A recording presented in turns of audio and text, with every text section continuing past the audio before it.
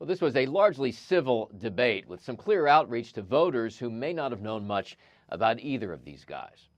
I recognize a lot of Americans don't know who either one of us are. In their first and only debate, vice presidential nominees J.D. Vance and Tim Walz worked to introduce themselves to voters while also drawing some clear lines. But what's fundamental here is that steady leadership is going to matter. A nearly 80-year-old Donald Trump talking about crowd sizes is not what we need in this moment. Donald Trump actually delivered stability in the world, and he did it by establishing effective deterrence. The two used much of their nearly 2 hours on stage taking swipes on policy rather than personal attacks, debating a range of issues: immigration, the Middle East, and abortion. We trust women, we trust doctors. Let the individual states make their abortion policy, and I think that's what makes the most sense in a very big, a very diverse, and let's be honest, sometimes a very, very messy and divided country. One of the most contentious exchanges of the night came when the two sparred over whether former President Donald Trump lost the 2020 election. I would just ask that. Did he lose the 2020 election?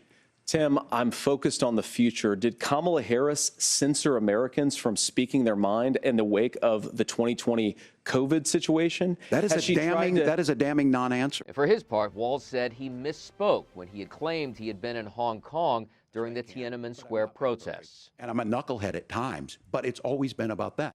And the civilities extended to the very end when both candidates and their wives shook hands with one another. As it now stands, this was the final debate in the race for the White House. In Washington, Doug Luzader, Fox News.